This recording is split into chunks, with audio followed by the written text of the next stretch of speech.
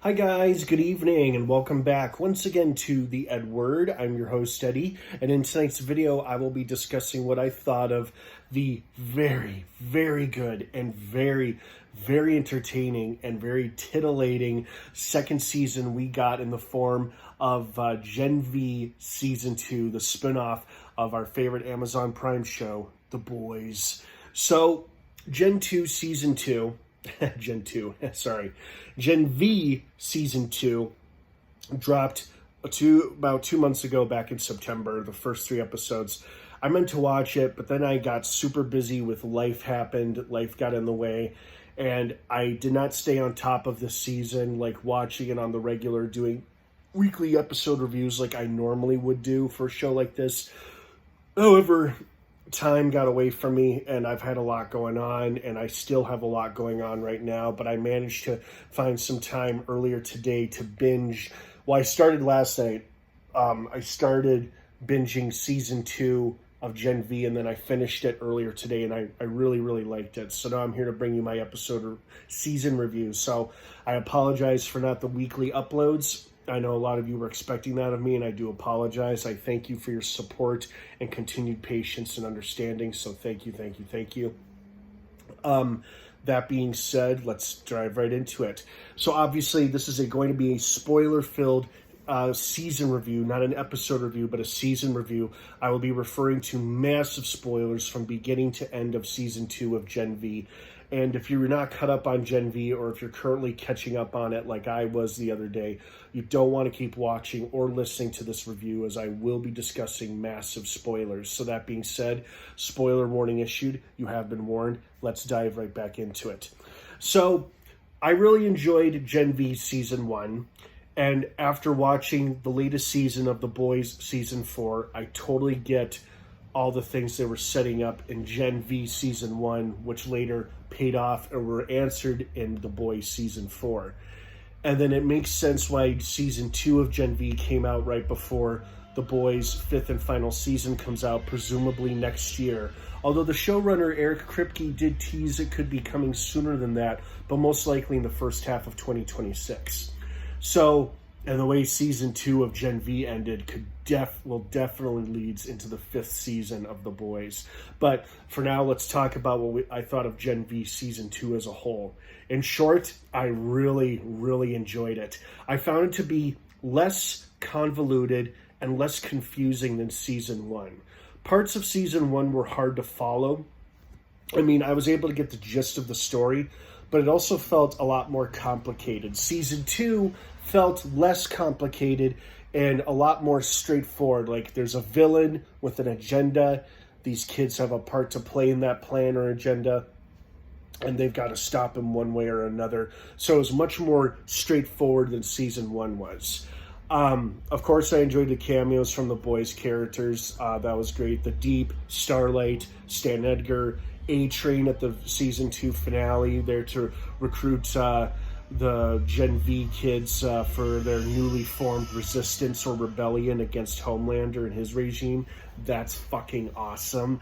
I love that they implied, or basically said, there's a resistance out there with Starlight and A-Train presumably, spearheading it, and they are looking for recruits in other soups or just other people who are not exactly fans of Homelander, the puppet president, and the newfound regime currently ruling America. And I like how this season addressed the power shift we saw at the end of The Boys Season 4. We got to see a little bit more of that in this show, in Gen V Season 2, because you could tell and feel there's already a segregation between soups and humans in this world, or at least in the United States, because we saw the soup entrance for the university and the human entrance. It's kind of similar to how, back in the 60s and 50s, they had drinking fountains for black people and drinking fountains for white people. So now, and I think those historic parallels are meant to be reflected in this show.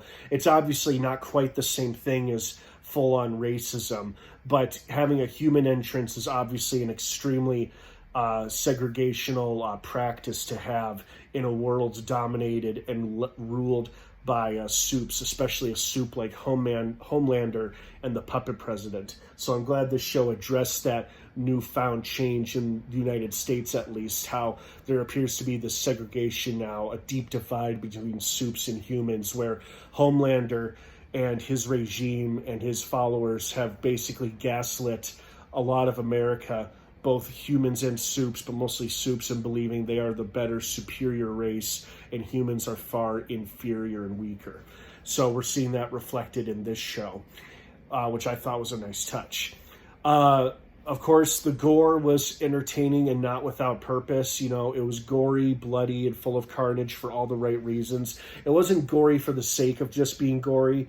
The fact that they used the kid whose butthole is some kind of black hole or some kind of transportation unit where you could stuff people and things inside of it, and they used him to defeat Godolkin at the end of the season. That was awesome, totally unexpected, and super nasty. But you know what? That's what I've come to expect from a show set in the universe of The Boys. So I loved that. That was a great touch. I love the twist with the villain, with Cypher. First off, probably the second best villain we've seen in this universe besides Homelander. The dude was scary, practically untouchable, seemingly had little to no weaknesses, or if he did have weaknesses, he hid them very, very well. You know, he quickly established he was not to be fucked with, messed with our heroes and hurt them in more than one way. But then the big twist where he was just literally a shell of a man using some innocent guy's body in order to heal his actual body. And there never was a Cypher, a Dean Cypher. There was Godolkin using this poor man's body to fix and heal his own body, and that's what he ultimately manipulated Marie into doing, which was healing him, believing that he was Godolkin, which he was, but of course they thought Godolkin would help them defeat Cypher, but so Godolkin and Cypher were one and the same, so there was no chance of defeating him that way. Although I do like how Marie used her full potential and her powers, the thing that Cypher / Godolkin had been pushing her all season long to tap into her true potential, to finally unleash her true power. And she did by killing and blowing up Godolkin. So that was a nice touch. Perfect ending for such a nasty, evil villain. Hats off to both actors, the guy who played Dean Cypher and the guy who played Godolkin. Both of them gave excellent villainous performances, as did everybody. Well, not villainous performances, but everybody did a great job in their respective roles. You know, everybody played their part and character extremely well.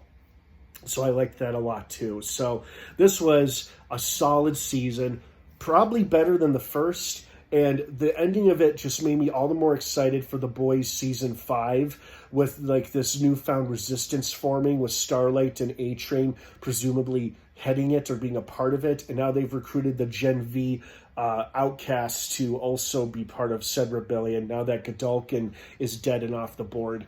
Had he and Homelander actually met face to face, I feel like Homelander would have lasered him right on the spot, because Homelander's thing was all about not killing the weakest soups and letting the only strong survive. That was Godolkin's philosophy and practice and belief. Homelander's thing is, I'm better and stronger than everyone else, and soups are inherently better and stronger than humans, and all of us need to come together as soups under me, of course, and listen to me and my leadership so that we can rule the country, rule the earth as soups like we are meant to be, because we're better than everybody else. So their two ideologies would not have worked well together as allies, which would explain why Sister Sage was worried about the path Godolkin was going down. But she didn't have to worry for long, because he's dead now, and Sister Sage's plan with Homelander, whatever it is, I'm sure will play out in season 5 of The Boys. So I thoroughly enjoyed this season. It was action-packed, exciting, great fight scenes, surprise appearances by characters from The Boys. I managed to avoid most spoilers while I was not watching this show. I did see Stan Edgar's face knowing he would return, but I managed to avoid the big Cypher Godolkin twist, and I was happy that was not ruined for me. So at least there was that. All right, guys, I hope you enjoyed Gen V Season 2 as much as I did. What did you think of it? I'd love to hear your thoughts and feelings down below in the comments section. Remember to keep it civil and be respectful of one another. Have a wonderful rest of your night. Gen V Season 2 is now streaming in its entirety and on Amazon Prime. The Boys Season 5 is due out later next year. Have a wonderful rest of your night and weekend, everyone. And of course, until next time, may the Force be with you.